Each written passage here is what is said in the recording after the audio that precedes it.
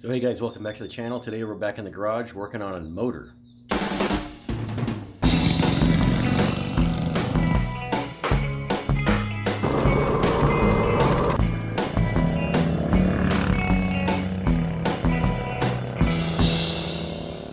So many of you probably have already heard the Predator motors have got some increased power now. The 224 I don't know if it's going to replace the 212, but it is a 212, basically with a stroker kit. There's lots of videos on the internet about it. Most of them are about making this thing into a massive race engine, putting pistons and cams and heads and stuff like that. But this video is designed for CycleKarters, so a mild build, a stage 2 build, nothing massively major. So I got the standard Predator 224 from Harbor Freight, and I went to NR Racing, who I've used for most of my hop-up stuff in the past. And when we say hop-up, we're looking for 10 to 12 horsepower. So these are the part numbers that they recommended that will fit on the 212, or 224, excuse me. So it's the GX200 hop-up kit. It has a board Honda Carb, and I went with the ARC Billet flywheel. And this flywheel is, there's the part number there, 6619.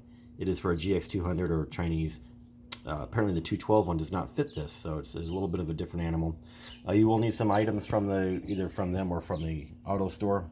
You'll need some valve grinding compound, some thread sealant, some assembly lube, and the cam I went with, because this Predator has a vinyl or plastic cam in it. This is a cam we went with. Now this is recommended by NR Racing, because I told them I didn't want to, 5,500 RPMs is about as fast as we're going to turn on these motors. CycleKarts have a really hard time getting higher RPMs. They recommend using a Royal Purple 0W30, but I couldn't find a 0W30, so 5W30 will have to work for the break-in. Here are the parts that come with the kit. You get a set of springs. I think these are 20 or 22 pounds. It comes with the adapter for the air cleaner, which the air cleaner is right there. And here's the Honda Carb that comes with. You can pause that and kind of read about that, about the jetting of it. It comes with a couple gaskets, and it didn't come with a gasket for the cover, so I'm not sure about that. Hopefully I won't tear that when I take it apart to take out the governor. But here's the ARC Billet flywheel. I made some notes on it already has 32 degrees timing in it with the stock key, so you don't need that little 8-degree timing key. So I was a little freaked out when I saw the package. There was no timing key, because the other kits I've got have a timing key, but I guess when you go with the flywheel, it already has that kind of built into it. So that's good to know. So I guess the first step is get this thing out of the box and start tearing it apart.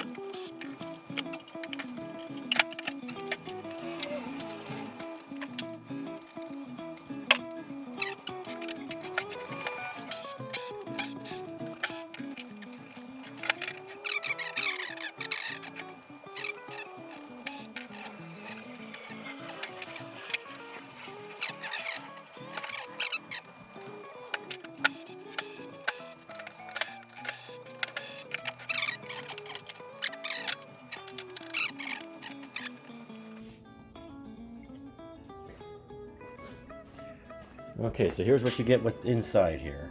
So there's your plastic can that everybody's worried about, and I'm sure Harbor Freight thinks it's just fine, and it probably is. And back in here is your governor, the little wheel and the gear. that little rod that's on there. So we're going to remove all that. And we're going to disconnect the oil sensor for sure, because when you hard cornering, the oil sensor engages and your motor will die. You can leave this in here if you wanted to. It doesn't hurt anything. But I think I'm going to go ahead and remove it so it's a nice clean installation. And then we're going to remove this governor arm and tap it also. So let's get to it. Okay, so there's a little bit of oil left in the bottom of the motor. So it's going to drain that into a pan real quick here. Not much, just a little bit.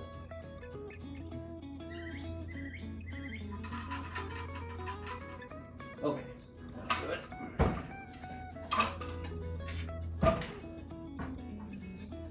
Yeah, not very much.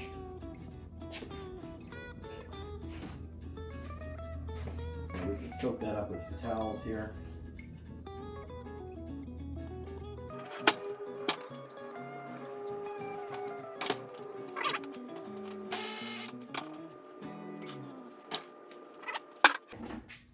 So there's a little key on top of here, or a little cotter key.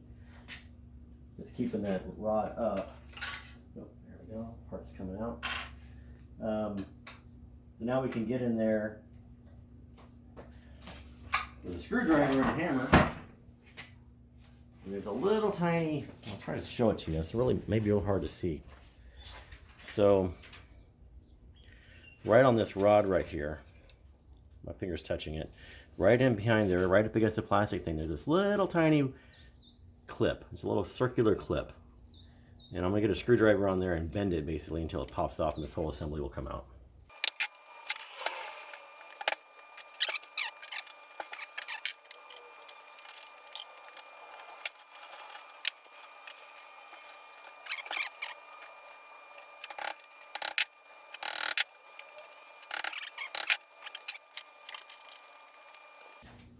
So there's that little piece right there. You can see in the camera. Just mangled it so it came out. So anyway, there's that. Now I can reach in there with a pair of pliers, I think. Grab that wheel.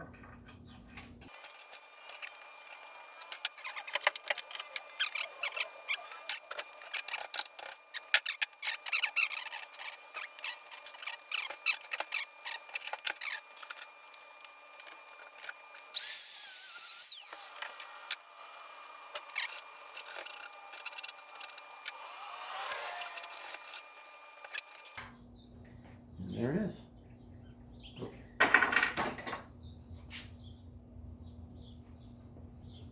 Okay. So the next thing I need to do for that is I need to tap this with a 1/4-20 bolt, or nut rather, bolt I suppose. So I'll get that going. Okay, so I shoved a rag in here to catch the filings as they fall through here, and I've got my 1/4-20 tap. I'm just gonna kind of slowly go in there, tap that hole, and we'll put a 1/4-20 bolt in there.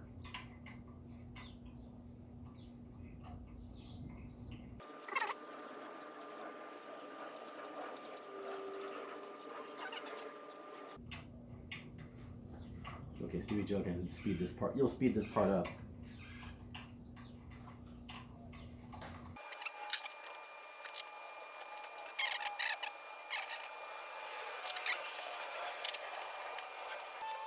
Almost forgot to mention on the shaft where that governor comes out, there's a little washer on there, so make sure you get that out of the way. It wants to just kind of sit there and it's almost invisible. But I remember watching Red Beer's garage video, there's a couple of these washers that come out. There's that one, and there's one that falls off from the rod also, which is there. So make sure you get 2 of these washers out of there. You don't want those floating around your motor. So I've decided to make it simpler, and no sense in having an extra place for things to leak, just to leave this oil sensor in the block. Doesn't hurt anything being there, doesn't improve performance one way or the other. We'll either trim off the wire or leave it there, I'm not sure which. Next thing we're gonna do, I go to the hardware store and get a bolt. I don't have a 1/4-20 bolt the right length, but we're gonna go ahead and replace the cam. So I've already got it lined up. There's little dots on your crank and on the cam. So it just lines it up, that's where your timing is set at. And on the new camshaft, this will be my first time actually doing this with one of these motors, but tells you to prevent premature wear, use assembly lube on the cam and lifters during installation, run motor on the stand for 2,000 RPMs for 20 minutes using the stock springs with no load. So in other words, leave the stock springs in it until after you've broken the cam in. So here's the cam. So we'll put assembly lube here and on the lifter for the cam lifters there, on the lobes. And there's a little dot on here that coincides with that dot. So let's pull the old one out of the way. And the lifters, yeah, they're going to slide down a little bit. That's okay. So pretty simple. Yeah, not a whole lot different. I'm sure the duration's a little different. So there's that. So let's get that assembly lube going here.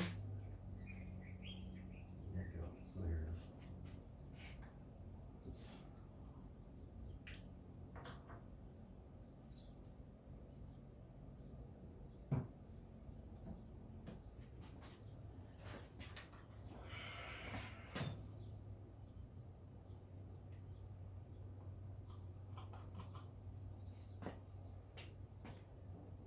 We're going to put some in that space there too, just so it doesn't fall off.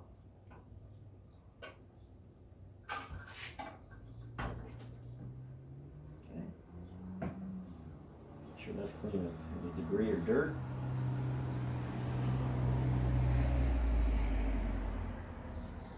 That's good. I might put up my shirt just to make sure. Okay, that's good.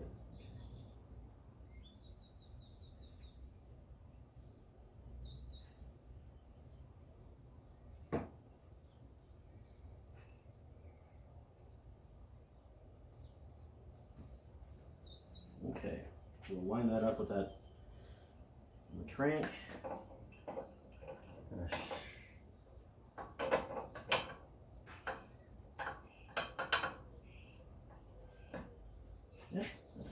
Yeah, that's it. It's in there. So we'll rotate it around just to make sure nothing's interfering with anything.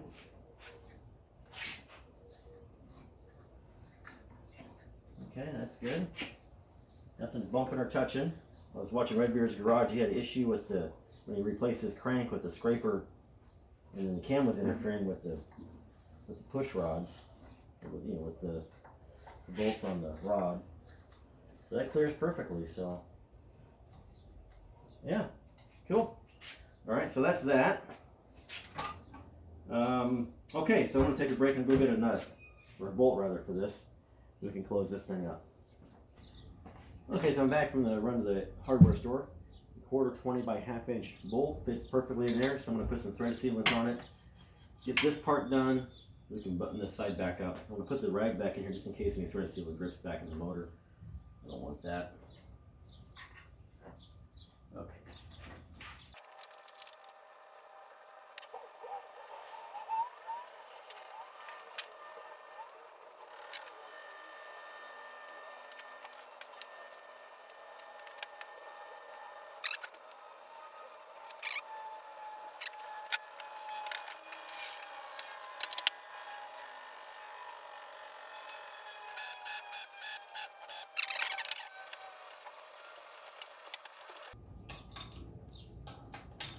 Okay, that's that. Okay, now for the fun part. Okay, so this is a 13/16 nut, which is kind of surprising being everything else is metric. Comes off pretty simply. Take that off. Take this out of the way. You're going to put your nut back on. There's lots of other guys who've done this on the internet, but don't go all the way down to your threads. But this is where you're going to hit with a hammer while you pry away with a big screwdriver or a crowbar. So let's do that now.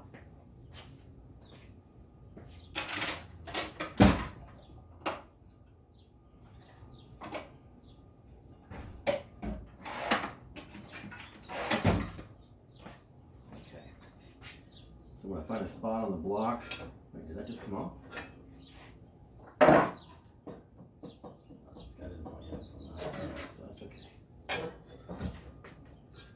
Crush that wire, so I'm going to go behind it. pressure on that. I'm going to give it a few taps with this. That's it.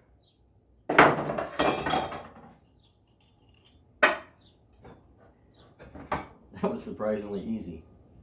Okay, so there's that out of the way. Okay, now some guys will knock this thing out of here. This is the little rod that holds the governor arm on, but I don't think we need to bother with this because it's not going to go anywhere. Okay, so now we got to do the lapping compound with this. We got to take the flywheel key out of here.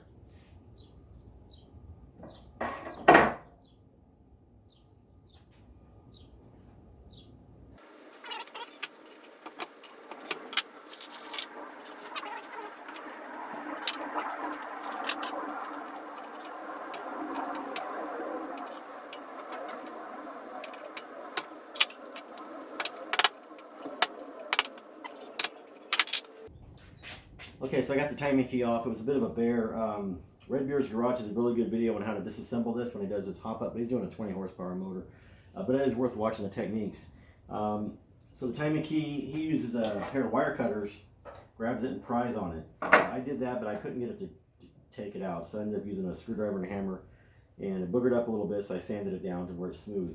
So now it's time to put the flywheel on, and before we do that, we have to use some valve lapping compound or valve grinding compound. So we put some of that on the flywheel and on the crankshaft, and we spin it around.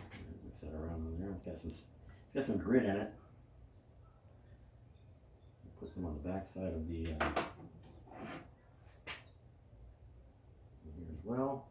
Okay. Now put that on there and spin it around a bunch.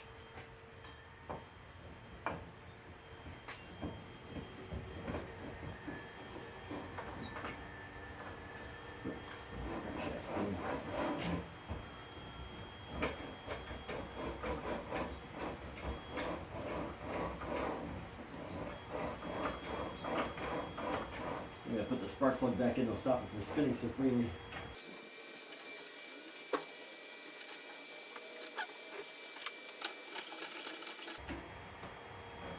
Just use the engine compression to keep it from spinning so freely, so I can wrap this one here.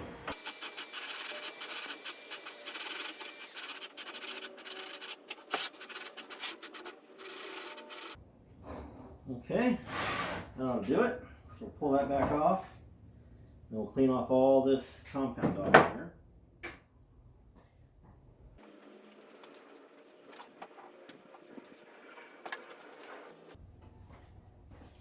Okay, now we got that all cleaned up. We can reinstall the timing key in the flywheel.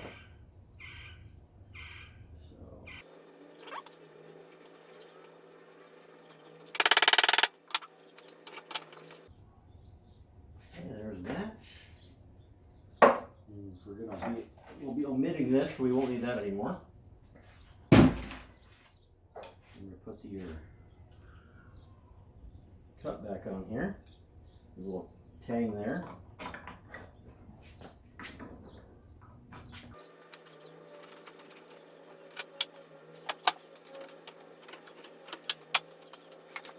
Okay, so I forgot to hit record, but I torqued the flywheel bolt to 65 feet. I put a big screwdriver through here to hold it and torqued it, and I had it bolted down to the workbench. That worked pretty good. So I just realized my torque wrench doesn't go to 17 foot-pounds, which is what these require. So I set it a little lower. Oh, maybe it does. I didn't see the sight. Oh, never mind. This is 15 foot-pounds. 15 is not very much, guys. 17 foot-pounds, rather. It's a little tiny bit past snug.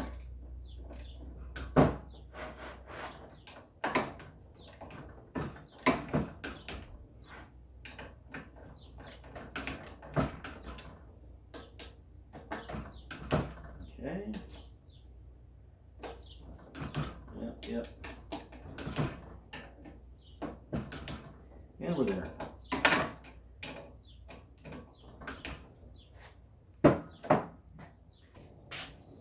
Okay, Okay guys, sorry about that. The camera cut out when I was torquing the bolts on the side cover over here. So these are all torqued down, ready to go. I'm going to call it at the end of this video. I think we've covered the main parts of this, governor removal and flywheel installation with the cam. The next part will be to put the carburetor on, put the gas tank back on, and then run this thing and go through the break-in process for the cam and for the motor. So thanks for watching guys. We'll see you on the next one.